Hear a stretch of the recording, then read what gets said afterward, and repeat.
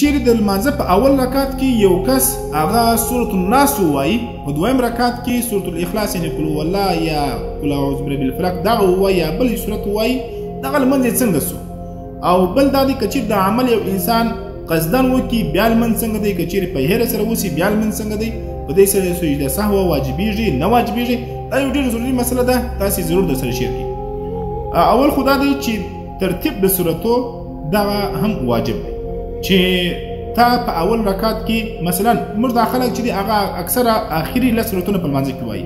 که چیرې د دوه رکعتو لمونځ دا کوئ په اول رکعت کې که چیرې تا سورة الفلق ووایي قل اعوذ برب الفلق دې ووایي، دویم رکعت کې به اوس ته سورة الناس وایي قل اعوذ برب الناس.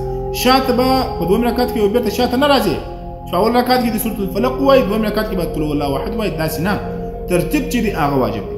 اوس که چیرې یو انسان په اول رکعت کې سورة الناس ووایي، په اول رکعت کې سورة الناس ووایي، دا به اوس څه کوي؟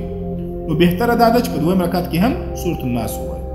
که چیرې چا دا قصدن وکړل، قصدن داسې کول دا مکروه تحریمي دی. او دویمه خبر دا ده که چیرې یو انسان په اول رکعت کې سورة الناس ووایي په هیره سره ووایي، په دویم رکعت کې بیا سورة الناس ووایي یا سورة الاخلاص ووایي په هیره سره قل هو الله احد ووایي، دغه لمونځ چې صحیح سلو په دې کې یو کراهت نشته، مکروه تحریمي عمل نه سلو صحیح سلو. مکروه تحریمي هغه وخت راځي چې کله یو انسان قصدن دغسې عمل وکړي. او په دې دواړو صورتونو کې چې دی سجده سهو واجب نه ده، سجده سهو واجب نه ده. یعنې که چیرې یو انسان په اول رکعت کې یو صورت ووایي د هغه بعد بیا په دویم رکعت کې بیا بل صورت پسې ووایي، شاته پسې ووایي، مخکې نه پسې ووایي، نو دا که چیرې یو انسان که په قصدن سره وکړي که په هیره سره وکړي په دواړو صورتونو کې چې دی سجده سهو لازمه نه ده.